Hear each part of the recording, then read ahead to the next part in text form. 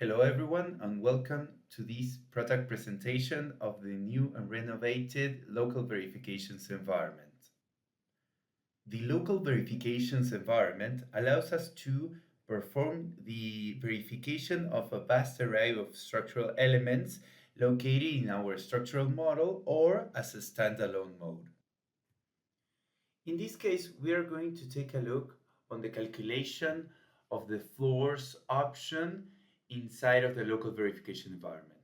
In order to do this, we just select the floors option from the first drop-down list, and then we select from the second drop-down list the subtype of floor that we want to calculate. In this case, we have the option to choose between 4 different typologies of floors, and we are going to choose to calculate a timber floor.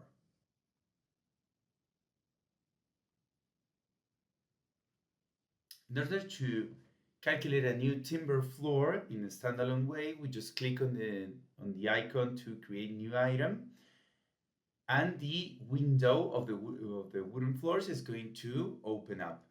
In this window, we are going to fill out all the parameters of the floor, such as the materials, loads, and geometry. As we can see here, I'm filling out the calculation length, the beam height, the beam base, the spacing of the beams, and the thickness of the overlapped wood planks. Then we go out and fill the loads, the different loads for the different load cases for this type of floor, and then we can go ahead and modify the coefficients, the combination factors, the deflections that we are going to use to verify the limit states. And once we're done, we just click on calculate and the verification is going to be done. The verification is going to be done at both states, the initial time and a final time verification to verify the initial and final deflections of this type of floor. And as I can see here, everything is satisfied. So once I click OK, the timber floor is going to be saved with the corresponding label that it means that it was created by the user, and with the V that is going to tell me the state of the verification. Continuing with the floors verification, for example, we can verify a concrete brick floor. We can create a new one with the create new item icon, or I can directly import it from the 3D model. In order to do this, I just need to perform right click on the floor on the 3D model, and then I'm going to be prompted with the joist generation option for this type of floor. Once I click on this option, I'm going to be asked to choose the side from which the joists are going to be generated, and they are automatically generated in the 3D view, as I can see here on the screen. Once I've done that, if I right click on a single joist, I have the option to calculate this single joist, to calculate and verify.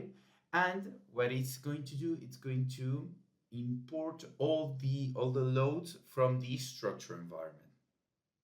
Now, once the new joist is open, the girder parameters window is going to open up with most of the parameters already imported. As I can see here, the section type, the steel used, the concrete are going to be imported directly from the structure environment.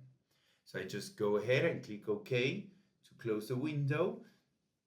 And as I can see here, all the loads are going to be preloaded in the program. So I can just go ahead and perform the verification by clicking on the calculate icon.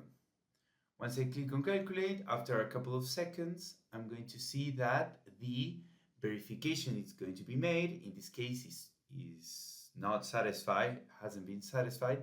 But if I click on the visualize icon, I'm going to be able to see the ultimate limit state results and the service limit state results.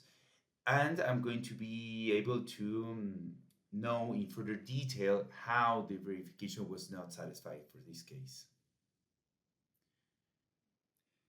The calculation procedure is going to be quite similar for the case of different types of floors in comparison with the ones that we saw before. such is the case of the floors made of steel beams and bolts, and the floors made with corrugated sheets.